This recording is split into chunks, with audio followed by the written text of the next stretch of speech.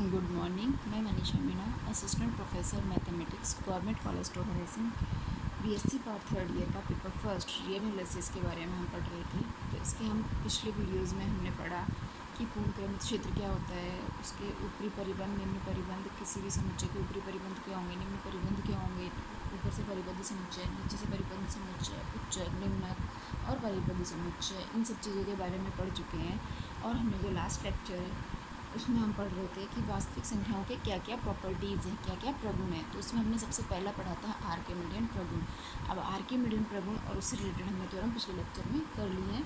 अब हम देखते हैं कि आर्किमिडियन क्रमित क्षेत्र क्या होता है। जो आर्किमिडियन क्रमित क्षेत्र, तो जो क्रमित क्षेत्र आर्किमिडियन गुणधर्म को संतुष्ट करते हैं वे आर्किमिडियन क्रमित क्षेत्र कहलाते हैं। फॉर एग्जाम्पल, परिमेय संख्याओं का समुच्चय और वास्तविक संख्याओं का समुच्चय, ये दोनों समुच्चय हमारे पास क्या है, दोनों जो क्षेत्र हैं Q और R, दोनों जो क्षेत्र हैं ये हमारे पास क्या होंगे, आर्किमिडियन क्रमित क्षेत्र कहलाते हैं। ठीक है, तो अब हम इससे रिलेटेड कुछ थ्योरम देखते हैं। आर्किमिडियन प्रगुण से रिलेटेड थ्योरम, सबसे पहली कि प्रत्येक पूर्ण क्रमित क्षेत्र R एक आर्किमिडियन क्रमित क्षेत्र होता है। ये हमें सिद्ध करना है कि एक पूर्ण क्रमित क्षेत्र है R जो कि एक आर्किमिडियन क्रमित क्षेत्र होता है। तो यहाँ इसके लिए हमने क्या माना कि R एक पूर्ण क्रमित क्षेत्र है। सबसे पहले तो यही मानेंगे कि R एक क्रमित क्षेत्र है तथा इसके दो अवयव A और B इस प्रकार हैं कि A greater than B greater then 0, यानी कि दोनों के दोनों पॉजिटिव हैं और A B से बड़ा है। हमें सिद्ध क्या करना है, सिद्ध करना है कि R एक आर्किमिडियन क्रमित क्षेत्र है। आर्किमिडियन क्रमित क्षेत्र है, इसका मतलब हमें क्या सिद्ध करना है कि दो R में कोई दो अवयव A और B, इस तरह से A और B अवयव हैं, दो धनात्मक अवयव हैं, तो एक n, एक प्राकृत संख्या n इस प्रकार बिलोंग करेगी कि Na ग्रेटर देन B होगा। तो इसके लिए यह सिद्ध करना है कि किसी प्राकृत संख्या n के लिए Na ग्रेटर देन B होगा। तो विरोधाभास के लिए, यानी कि हमने इसका उल्टा लेके चले, कॉन्ट्राडिक्शन के लिए माना कि for every n belongs to n, Na is less than equal to B है, Na less than equal to B है, तथा S उन सभी n इंटू A प्रकार की संख्याओं का समुच्चय है जिनके लिए n बिलोंग्स टू n और A बिलोंग्स टू R में है। तो इसका मतलब S किसका सबसेट हो गया, R का।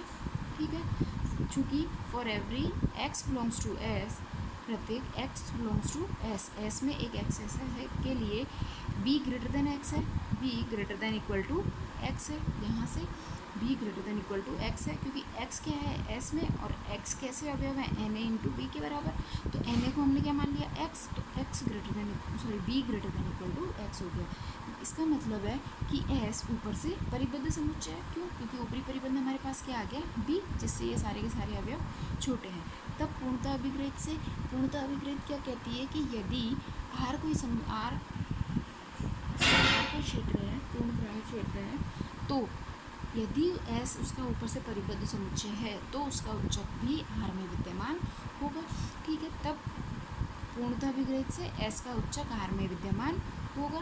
तो माना S का उच्चक अल्फा बिलोंग्स टू R है, तब R का कोई भी अवयव बीटा जो कि अल्फा से छोटा है, beta less than alpha, S का ऊपरी परिबंध नहीं हो सकता, नहीं हो सकता। ठीक है, कोई भी अवयव S का, R का कोई भी अवयव जो कि अल्फा से छोटा है वो उसका ऊपरी परिबंध नहीं हो सकता। ठीक है, इससे क्या स्पष्ट होता है कि अल्फा माइनस ए जो कि अल्फा से छोटा है, तो ये भी अल्फा S का ऊपरी परिबंध नहीं है।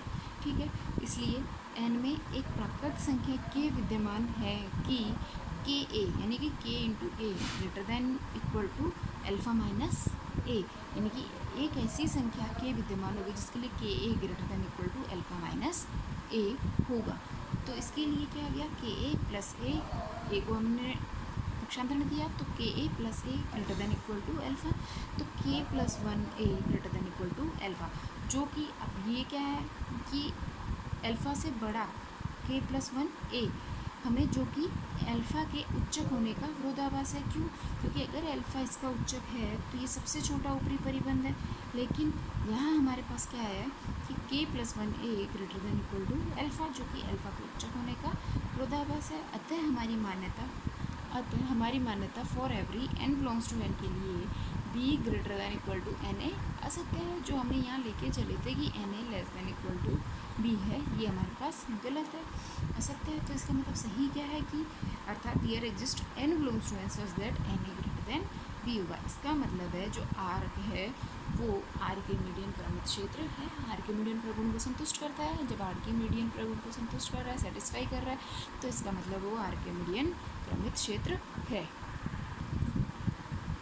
अब हम इसका जो वास्तविक संख्याओं के लिए सेकंड प्रगुण है सघनता प्रगुण। सघनता प्रगुण के बारे में पढ़ते हैं और इससे रिलेटेड कुछ थ्योरम करते हैं।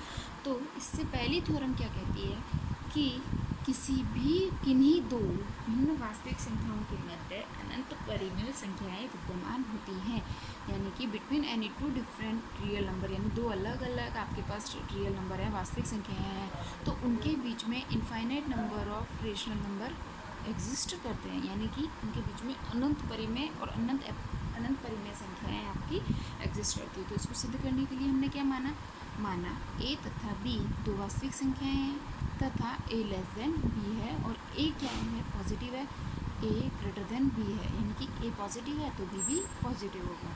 तो b minus a greater than zero, b minus a भी पॉजिटिव होगा। आर्किमिडियन प्रगुण से देयर एग्जिस्ट एक n belongs to n such that n b minus a greater than क्या होगा, 1 होगा। n b minus a greater than, चूँकि b minus a ये भी पॉजिटिव नंबर है और 1 भी पॉजिटिव नंबर है, ठीक है। तो b माइनस ए यानी कि a और b अगर कोई दो धनात्मक वास्तविक संख्याएं हैं तो एक n ऐसे प्राकृत संख्या विद्यमान होगी जिनके लिए n a is greater than b होगा। तो हमने b यहाँ पे क्या मान लिया, 1 के इक्वल, तो n b minus a greater then 1 होगा। तो यहाँ से क्या आया, n b greater then 1 plus n is, equation number 1। उन्हें हमने क्या माना, चूँकि a क्या है, ग्रेटर देन 0 है, a हमारे पास क्या है, पॉजिटिव नंबर, तो n a भी क्या होगा, एक पॉजिटिव नंबर। तो एक अद्वितीय पूर्णांक p विद्यमान होगा ताकि p minus 1 is less than equal to n a is less than p हो, p minus 1 is less than equal to n a is less than p हो, क्योंकि हम ये पहले एक थ्योरम पढ़ चुके हैं कि किसी भी वास्तविक संख्या x के लिए एक अद्वितीय पूर्णांक n इस प्रकार विद्यमान करता है कि n minus 1 is less than equal to x is less than n होता है, ठीक है। तो इस समीकरण 2 का यूज़ समीकरण 1 में करने पर, तो N B greater than N A plus 1, ठीक है। तो ये किससे बड़ा हो गया, N A plus 1 greater than equal to P, N A plus 1 greater than equal to क्या हो गया, पी, और पी किससे बड़ा है, एन ए से, ठीक है। तो इसके बाद n a is less than p is less than n b, उल्टा लिख दिया, n a less than p less than n b. तो a is less than p upon n, n a is less than p upon n is less than b. तो a less than q less than b, p upon n हमने क्या is equal to Q, एक क्या हो गई, परिमेय संख्या है। अतः एक परिमेय संख्या क्यू वास्तविक संख्याओं ए तथा बी के मध्य विद्यमान है। एक परिमेय संख्या आ गई ए और बी के बीच में। इसके बाद हमने पुनः अगेन माना कि a less than equal to 0, a negative number है, तो इसका मतलब माइनस ए क्या होगा, एक पॉजिटिव नंबर। चूँकि किसी वास्तविक संख्या x के लिए एक और द्वितीय पूर्णांक n इस प्रकार विद्यमान है कि n minus 1 is less than equal to a is less than a n, इसलिए there exist n belongs to n such that n minus 1 is less than equal to minus a is less than n होगा, ठीक है। अब हमारे पास क्या आया, अब हमारे पास कि n plus a is greater than 0 है तथा a लेस देन b है। ये तो हमारे पास हमने देखा था कि a लेस देन b है, तो n plus a is less than n plus b होगा, ठीक है। तो n a तथा n b दोनों वास्तविक संख्याएं हैं और n is less than n b है, तब देयर एग्जिस्ट एक s belongs to q such that n plus a is less than s is less than n plus b। इसका मतलब a is less than s minus n is less than b। तो s minus n क्या है, एक अभिष्ट परिमेय संख्या है, क्योंकि s एक परिमेय संख्या है तो s माइनस n भी एक परिमेय संख्या होगी। तो इस तरह से हमारे पास क्या रिजल्ट आ गया, उक्त विधि से a एवं r तथा r एवं b के मध्य अन्य परिमेय संख्याएं r1 और r2 हैं, जहां a is less then r1 is less then r is less then r2 is less than b होगा। इस विधि का प्रयोग बार बार हम करें तो दोनों वास्तविक संख्याओं के मध्य अनंत परिमेय संख्याएं प्राप्त होती हैं, ठीक है। यानी कि कोई भी दो वास्तविक संख्याएं उनके बीच में बहुत मतलब अनंत अपरिमेय संख्याएं अनंत परिमेय संख्याएं विद्यमान होती हैं। अब हमारे पास जो नेक्स्ट थ्योरम है, नेक्स्ट थ्योरम का स्टेटमेंट क्या है कि किन्हीं दो भिन्न वास्तविक संख्याओं के मध्य अनंत अपरिमेय संख्याएं विद्यमान होती हैं।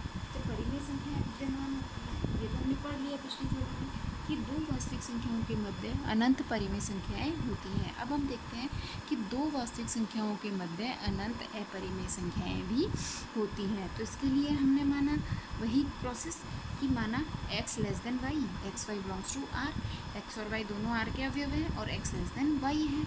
अब हम जानते हैं कि दो भिन्न वास्तविक संख्याओं के मध्य अनंत परिमेय संख्याएं विद्यमान होती हैं। तो x तथा y के मध्य एक परिमेय संख्या r इस प्रकार विद्यमान है कि x less then r is less then y। अनंत परिमेय है तो एक परिमेय संख्या हमने मान ली r है।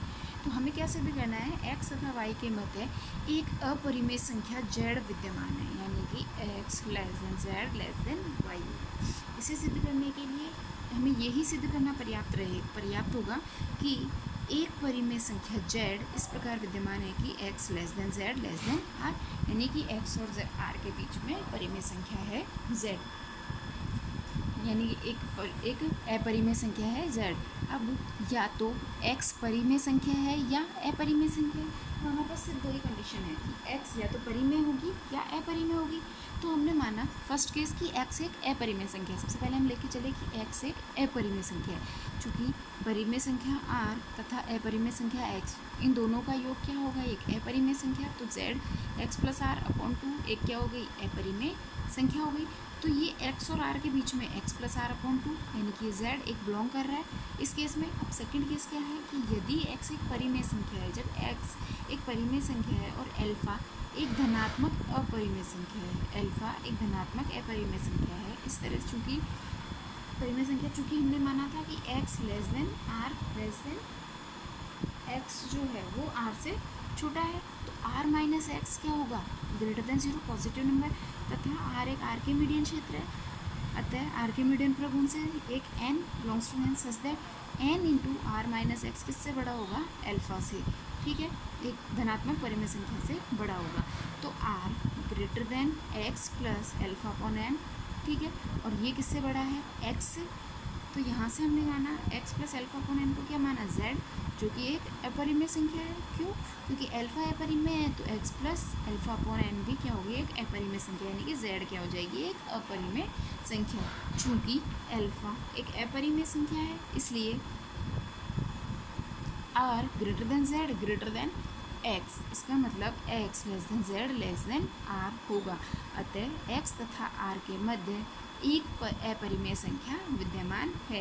उक्त विधि का बार बार प्रयोग कर वास्तविक संख्याओं अल्फा x तथा y के मध्य अनंत अपरिमेय संख्याएं प्राप्त होती हैं। तो इस तरह से हम इसी प्रोसेस को बार बार रिपीट करके हम और भी अपरिमेय संख्या x और y के मध्य और भी अपरिमेय संख्याएं प्राप्त कर सकते हैं। तो इसका मतलब हो गया कि x और y के मध्य, अगर x और y दो वास्तविक संख्या है तो उनके मध्य अनंत परिमेय संख्याएं और अनंत अपरिमेय संख्याएं विद्यमान होती हैं।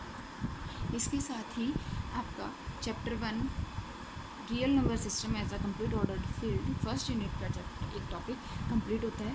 इसके बाद हम इससे आगे के कुछ टॉपिक्स की स्टडी करेंगे। Thank you. आगे